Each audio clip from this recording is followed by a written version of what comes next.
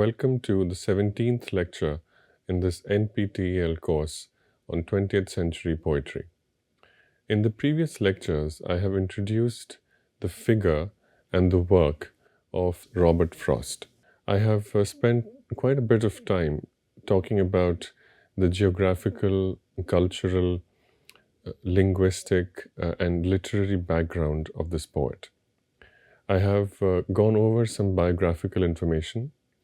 I have explained how Frost is among the most American of poets. Additionally, I have also described how this universal American identity, which is of course very natural and easy to assume, is somewhat undercut and challenged by the unique figure and personality of Robert Frost. That is to say, there's something about Robert Frost which is not solely or universally American, but belongs to a specific part of American history and geography. That is, the late 19th, early 20th centuries, and the specific geography of New England. I have spent quite a bit of time reflecting on the title of the second collection of Frost's poetry, that is North of Boston.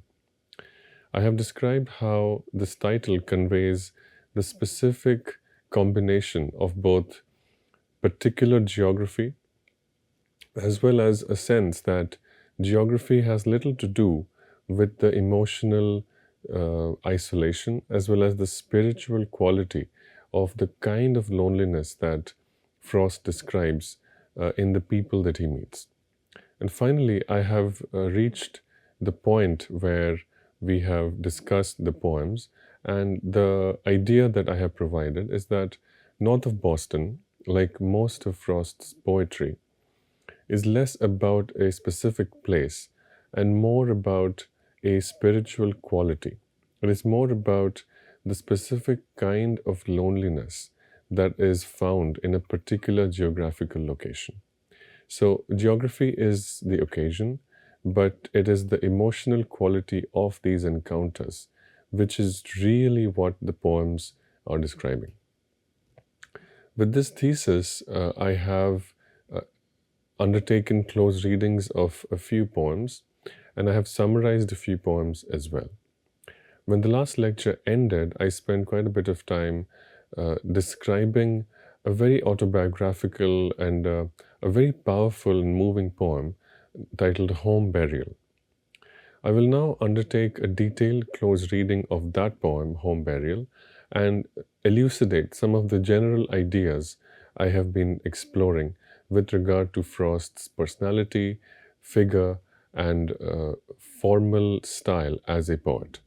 So here is Home Burial. It's a long poem, and I will take turns reading the entire poem, every word. Before I read the poem, I want to say something about the genre of the dramatic monologue. As some of you may know, the dramatic monologue was a poetic genre that was popularized by the Victorian poet Robert Browning. Of course, Browning was not the first poet to write dramatic monologues, neither was he the last. Browning simply made the form very popular because some of the poems that Browning wrote in the style of a dramatic monologue happened to be very popular, happened to define the genre as a particularly powerful arrangement of sounds, ideas, and words. Now, in the style that Browning popularized the dramatic monologue, the form has certain characteristics. Among those characteristics, perhaps the most prominent is that it is a highly masculine, sometimes even misogynist, and sometimes even chauvinistic genre. Why is that? That's because in the kinds of dramatic monologues that Robert Browning wrote and which became popular, they happen to describe a very particular set of human encounters. These encounters involved a male poet or narrator and somewhat silent, objectified female audience. This is the story in several of Browning's most famous dramatic monologues, such as My Last Duchess and Porphyria's Lover.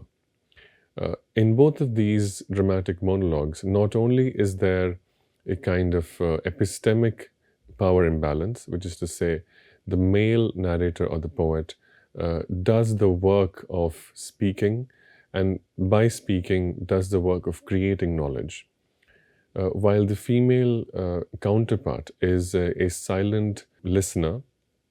And not only is the female counterpart expected to listen without speaking, but she is also expected to accept the knowledge that the male speaker is creating.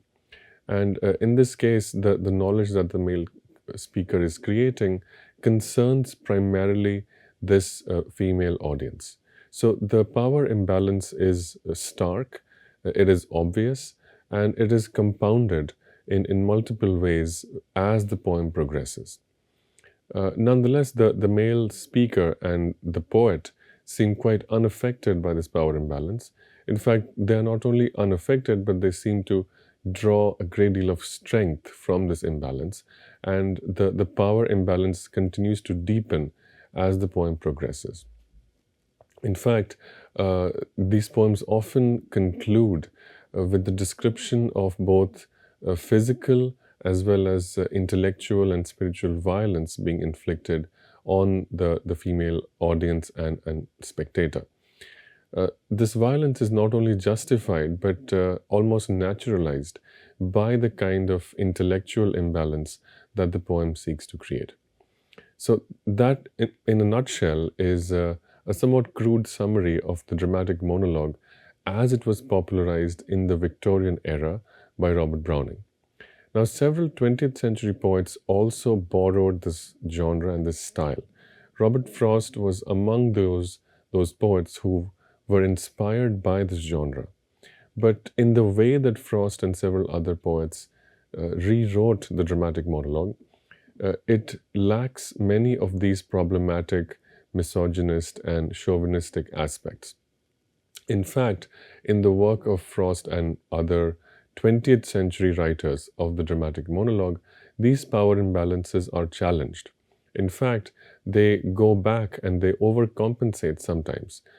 They give their women speakers, characters, audiences an occasion and an opportunity to identify and challenge this gendered imbalance, the epistemic violence which happens when one male speaker speaks and creates the knowledge about the female audience. This kind of a power imbalance is challenged and really democratized in the way that Frost and several other 20th century poets practice the dramatic monologue. We will see a democratization of that kind, a challenge of that kind, and a resistance of that kind, both to the gender imbalances of the 19th century, as well as the poetic imbalances of the poetic tradition in the poem Home Burial, which I will now proceed to read. This is how Home Burial begins. He saw her from the bottom of the stairs before she saw him.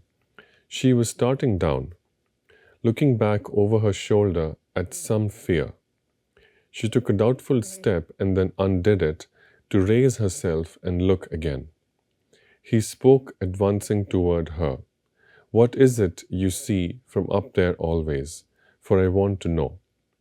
She turned and sank upon her skirts at that, and her face changed from terrified to dull.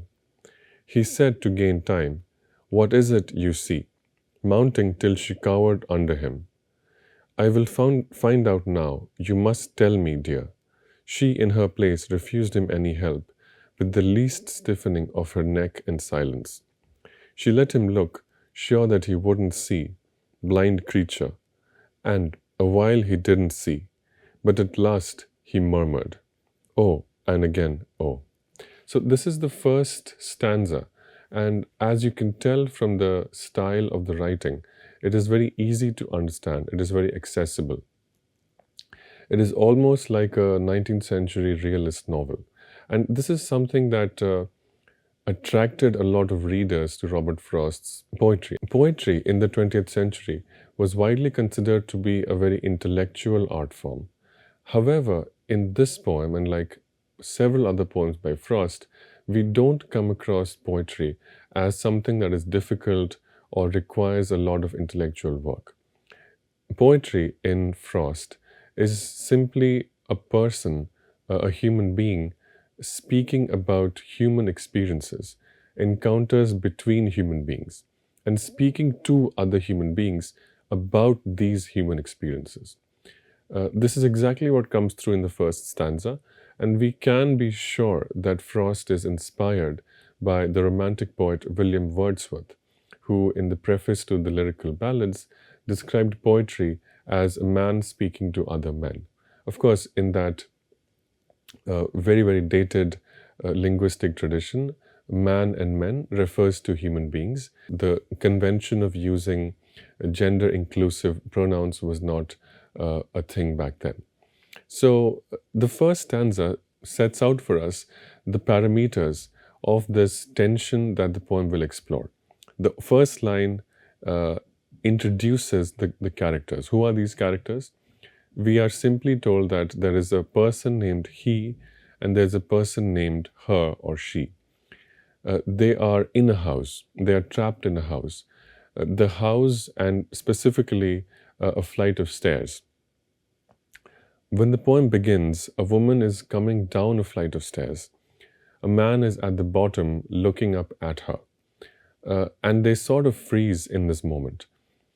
They look at each other, and that is enough for the emotional distance between them to be established, and also to precipitate a fresh emotional crisis. They have been dealing with crisis, and yet seeing each other in this context renews that crisis and almost deepens it further. Advancing toward her, he says, "What is it you see from up there always? For I want to know."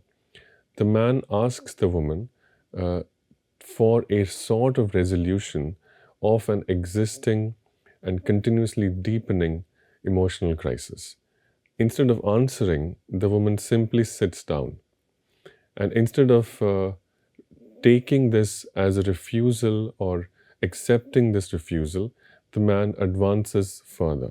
So we can see that while the woman is characterized by a lack of physical action and a deepening emotional action, the man is characterized by a hesitation to undertake emotional labor, but a willingness to undertake physical labor. This is the pattern that the poem will deepen and explore and challenge also. Is it true that men can cope only by physical action, whereas women need to deal with emotional turmoil first? How accurate or fair or even just is this definition? The man renews his efforts by asking again, "I will find out now, you must tell me, dear." Right? And in response, the woman sits down. The expression is sank upon her skirts, right? And with the least stiffening of her neck and silence. So there is physical action, which we can see in the stiffening of her neck, but also it is described as a very slight stiffening of her neck. So the physical action that the woman can undertake is a sort of violence upon her own body. What is the stiffening of the neck? Now, the stiffening of the neck, the shoulders, these are symptoms associated with a great deal of traumatic and post-traumatic stress. These are the symptoms of human beings who are dealing and struggling to cope with emotional losses.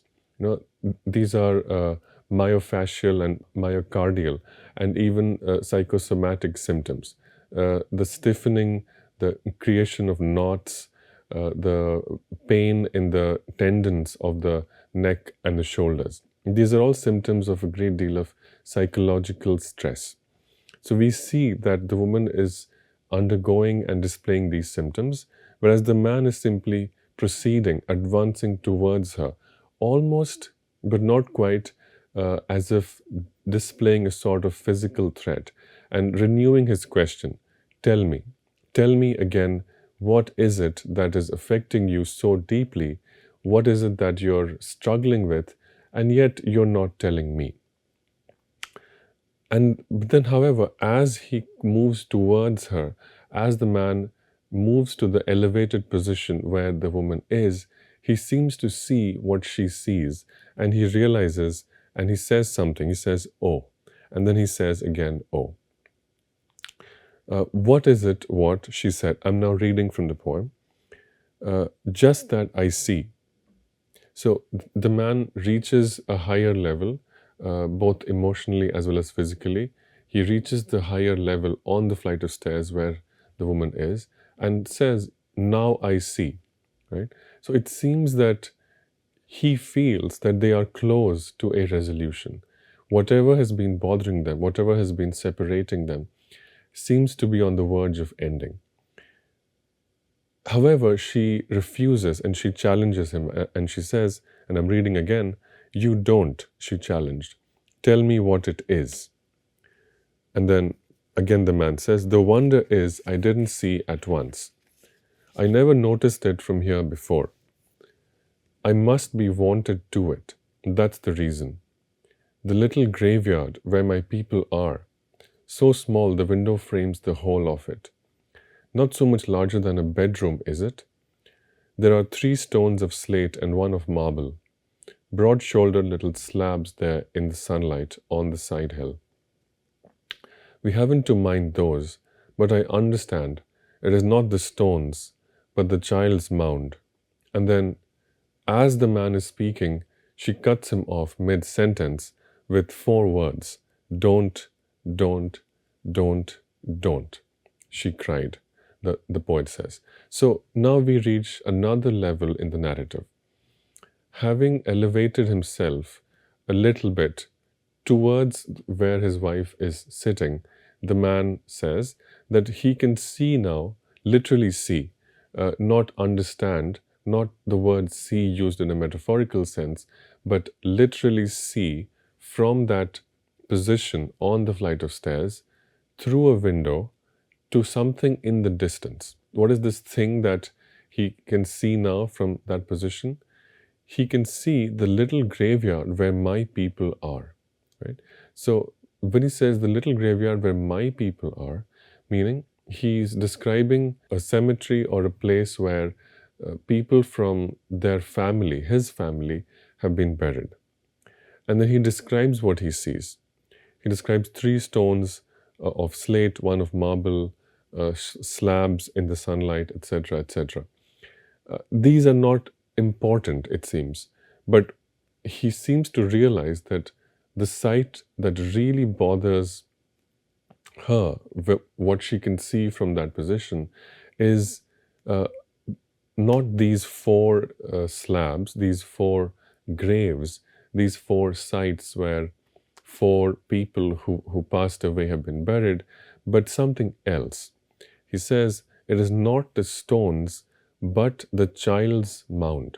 And as soon as he says these words, she cuts him off, as if she doesn't want him to describe any further. She doesn't want him to describe the site, but maybe she just doesn't want to hear the words from his perspective. It's not the description that bothers her, but the identification and the acknowledgement of what there is from the figure, from the body, from the mouth of this man. And then this reaction is quite visceral because the next words are these. She withdrew, shrinking from beneath his arm that rested on the banister, and slid downstairs, and turned on him with such a daunting look. He said twice over before he knew himself, "Can't a man speak of his own child he's lost?" So again, there's a breakdown. There's a compounding of the emotional distance between these 2 people. It seemed that they were moving towards a resolution. It seemed that they were moving towards a reconciliation. It seemed that if the man could see what the woman saw, literally, right, from the elevation, from the angle, then he could also see not just the sight, but he could understand the reason why the emotional distance between them was growing. There was a possibility of this reconciliation. There was a possibility that the tragedy which had been unfolding might end. And yet, what happens is not the resolution or reconciliation, but a further tragedy, right? The woman shrinks, right? She withdraws. She lets go of his arm. She slides downstairs and turns on him with a daunting look. And the tenderness or the affection or the care which we had seen earlier from the man's words are now replaced with a kind of anger and a sort of violence, the combination of physical and emotional violence. The, the form that physical violence takes when it is transposed into words. He shouts at her, "Can't a man speak of his own child he's lost?" Right? And in these words, we can see that the anger and the violence come from a place of unresolved, unarticulated, or unspoken grief. But we don't know that yet because the words don't speak of the grief. The words only speak of violence and anger. And so, of course, the wife or the woman responds to these words with anger of her own. She replies, "Not you. Oh, where's my hat? Oh, I don't need it. I must get out of here. I must get air. I don't know rightly whether any man can." Right? So, again, these words, the anger is now compounded. She says that, "Not you," first, meaning she agrees that a man can speak of his own child he's lost. But that right is not available to this man. It seems to me the woman is implying that while it is a human right, while it is natural for a man to speak of a child he's lost, to be able to hold that right, to be able to preserve and to legitimately earn that right, certain actions have to be done, certain things have to be true. It implies that this man has not held on to that right, that maybe he has done some things to squander that right. And therefore, at this point, he may feel the anger, he may assert with violence his right to speak about a child that he's lost. But in fact, he has no moral right to do so. That is what the woman speaks. And then she compounds that anger even further. She says, "I must get out of here, I must get air." And then, while if earlier she had agreed that there is a human right, but this individual has lost that right, she now expands her anger and condemns all of the male human species to denying that right. She says, "I don't know rightly whether any man can." Right? So now the anger is now directed not just at this individual man, but the male of the human species. There is something about the way men deal with grief which denies them or should morally deny them of the right to speak about their grief. What is it that men do that has so angered this particular woman? And then again, this anger is replaced with a sort of affection, a plea for kindness in the next words, as the man says, "Amy, don't go to someone else this time. Listen to me. I won't come down the stairs." He sat and fixed his chin between his fists. "There's something I should like to ask you, dear. You don't know how to ask it. Help me then."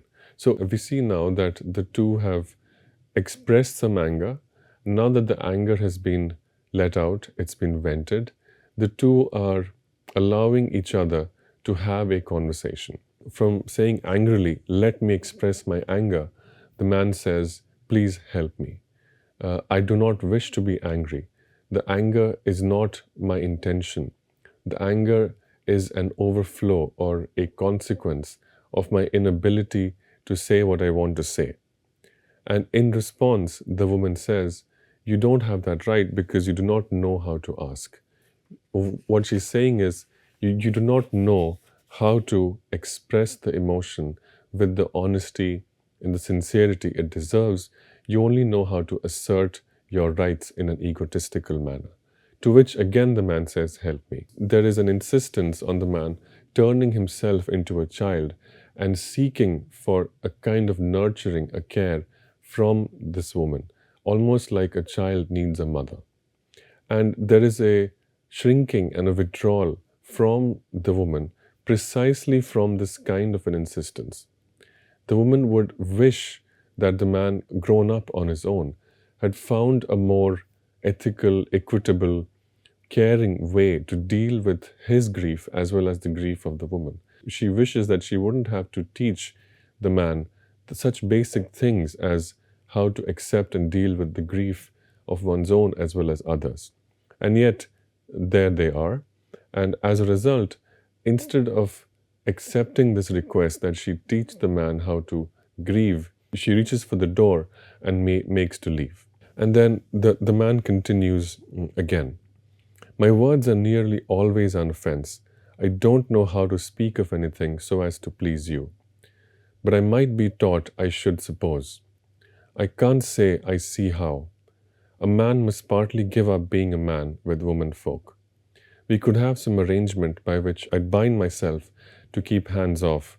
Anything special you're a mind to name.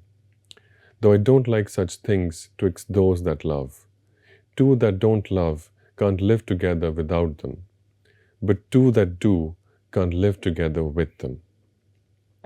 So, from complaining about their individual problems, this stanza or this section of a paragraph ends with a philosophical reflection on the impossibility of love between two human beings. These two lines particularly.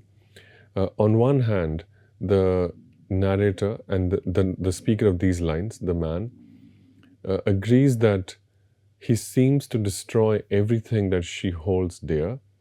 Therefore, to avoid this situation, they might come up with a mutual arrangement in which he would agree to not speak of certain things at all, simply because the moment he spoke about those things, it was sure that those things would be destroyed.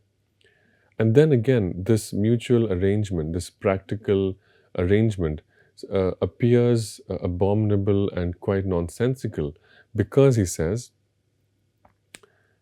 two that love can't live together without them. That is, if people love each other, they should have the courage and the acceptance and the kindness to say things honestly and to hear things that are spoken honestly by the person they claim to love. Further, but two that do can't live together with them. That is, however, that kind of honesty seems to demand too much from human beings. The conclusion that the man seems to draw from this in his frustration is that love itself is an impossible demand.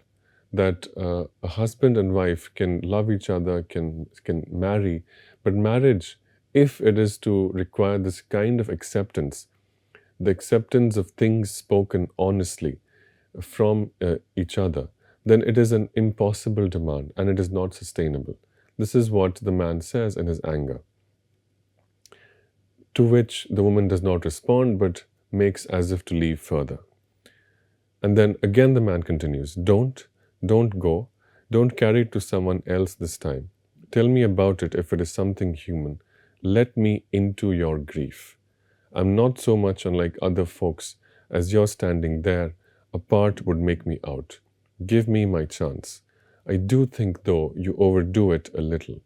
What was it brought you up to think it the thing to take your mother loss of a first child so inconsolably? In the face of love, you'd think his memory might be satisfied. Then the woman cuts him off and she says, There you go sneering now. And then the man says again, I'm not. You make me angry. I'll come down to you.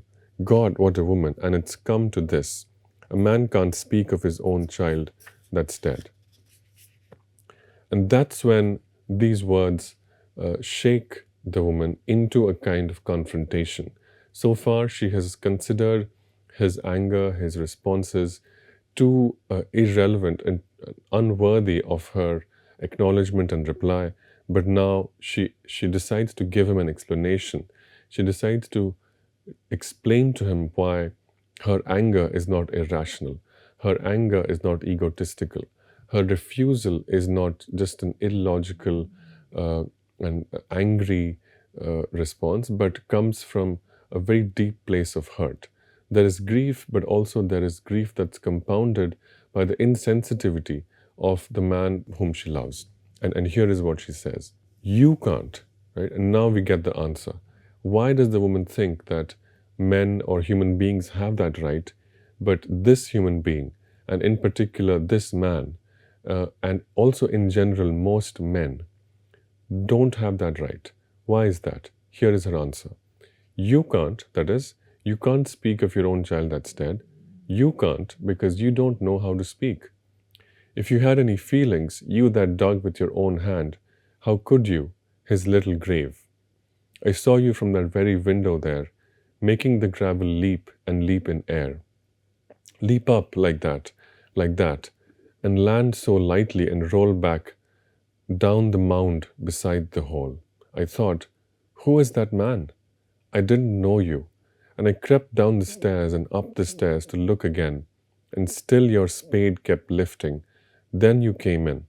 I heard your rumbling voice out in the kitchen, and I don't know why, but I went near to see with my own eyes. You could sit there with the stains on your shoes of the fresh earth from your own baby's grave and talk about your everyday concerns. You had stood the spade up against the wall outside in the entry, for I saw it. So, this is probably the most powerful section of the whole poem, and I will conclude this lecture in a minute after I speak a little bit about the significance of these lines. So it seems to me that the woman is revealing to this man the deepest, the most personal, the most tender source of her anger and grief. The source of her anger and grief is that she happened to see something. It was the sight of her husband digging a grave, a small grave, to bury the body of a child that had recently passed away. Even though it was a very ordinary, matter-of-fact, very practical thing to do, somehow the act of seeing this broke her. There was something very cold-hearted, something very insensitive about the act of going about these actions in a mechanical way, exactly as the act would have required. There is only one way in which a grave can be dug. There's only one way in which a shovel or a spade can be brought down. There's only one way in which mud can be dug out of the earth.